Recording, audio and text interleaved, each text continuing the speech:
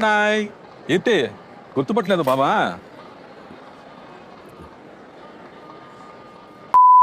Hello guys, welcome to Mouli ముచ్చట్లు. సత్యం సుందరం movie ఎలా ఉంది అంటే మంచి ఫీల్ గుడ్ మూవీ.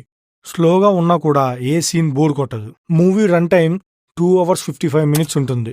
అంత టైం మనల్ని కార్తీ అండ్ అరవింద్ సామి గారు ఇద్దరు మనల్ని అలా హోల్డ్ చేస్తారు వాళ్ళ పర్ఫార్మెన్సెస్తో. స్టోరీ లైన్ చిన్నదే, బట్ పర్ఫార్మెన్సెస్తో అండ్ ఒక చిన్న విషయాన్ని హైడ్ చేయటం వల్ల స్టోరీ టెల్లింగ్ అనేది ఏ లెవెల్లో ఎలివేట్ అవుతుందో ఈ మూవీలో చూడొచ్చు. అరవింద్ సామికి కార్తీ ఏమవుతాడో తెలియదు, అసలు అతను ఎవరో కూడా తెలియదు. కానీ కార్తీ మాత్రం అరవింద్ సామి అంటే ఎవరో తెలుసు, అన్నీ తెలిసినట్టే మాట్లాడతాడు, బావా బావా అనుకుంటూ చాలా ప్రేమగా ఉంటాడు. తన లైఫ్లో జరిగిన కొన్ని విషయాల్ని తనతో షేర్ చేసుకుంటాడు.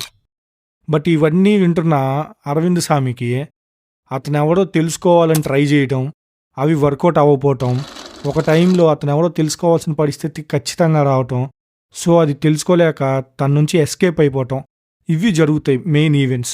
బట్ అతను ఎవరు అనేదే లాస్ట్ మూమెంట్ వరకు మన మూవీ చూడటానికి ఎక్సైట్మెంట్ని పెంచుతుంది, చాలా ఇంట్రెస్ట్ని క్రియేట్ చేస్తుంది.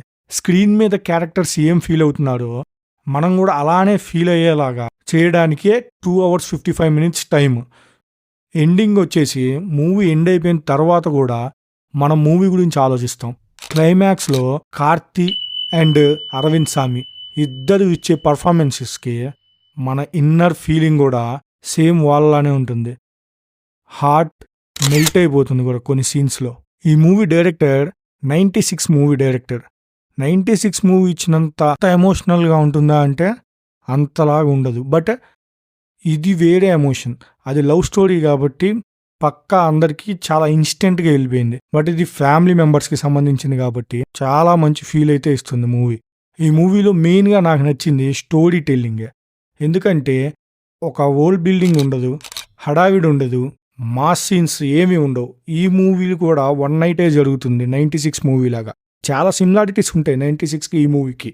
బట్ ఇందులో కార్తీ ఎవరు, అతను అసలు అరవింద్ సామికి ఎలా చుట్టమవుతాడు, ఎలా పరిచయం, అది అరవింద్ సామి ఎలా మర్చిపోతాడు, ఈ ఈవెంట్స్ని జస్ట్ అలా ఫస్ట్లో ఇగ్నోర్ చేయటం వల్ల మనకి ఎండింగ్కి చాలా ఎగ్జైట్మెంట్ని హోల్డ్ చేశాడు, చాలా ఇంట్రెస్టింగ్గా తీసుకెళ్ళాడు కూడా మూవీని. సో ఇలాంటి మూవీస్ యాక్టర్స్కి వాళ్ళ యాక్టింగ్ మళ్ళీ ఒకసారి వెరిఫై చేసుకోవడానికి, మళ్ళీ ఇంకోసారి యాక్టర్స్గా ప్రూవ్ చేసుకోవడానికి పనికొచ్చే స్టోరీస్ ఇవి. పర్ఫార్మెన్స్ బేస్డే మెయిన్ ఉంటాయి, ఎందుకంటే మూవీలో జస్ట్ 2 charactersే ఉంటారు. 2 hours పైన 2 charactersే మూవీని నడిపించాలి. సో చాలా పర్ఫార్మెన్స్ ఇవ్వాల్సి వస్తుంది. ప్రతి ఆడియను వాళ్ళ మీదే కాన్సన్ట్రేషన్ చేస్తాడు.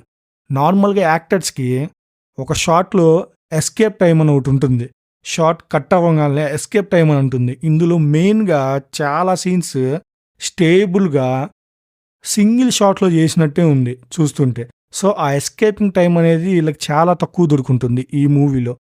సో యాక్టర్స్ పర్ఫార్మెన్సెస్ వల్లే మూవీ ముందుకెళ్తుంది. అండ్ ఆ మూవీ క్లైమాక్స్లో రివీల్ చేసే ఒక పాయింట్, దీంతోనే స్టోరీ మూవీని 3 hours, నియర్ బై 3 hours తీసుకెళ్ళాడు. So this is a very good feel good movie. మీరు కనుక ఫీల్ గుడ్ మూవీస్ని ఎంజాయ్ చేసే వాళ్ళైతే ఈ మూవీ మీకు రిఫర్ చేస్తున్నాను. వీలైతే ఖచ్చితంగా థియేటర్స్లో చూడండి. ఇలాంటి మూవీస్ని మనం థియేటర్లో చూస్తేనే ఇలాంటి మూవీస్ చూసే వాళ్ళు కూడా ఉన్నారు అని తెలిసి ఇంకా ఎక్కువ మూవీస్ వస్తాయి. So that's it guys, this is my opinion.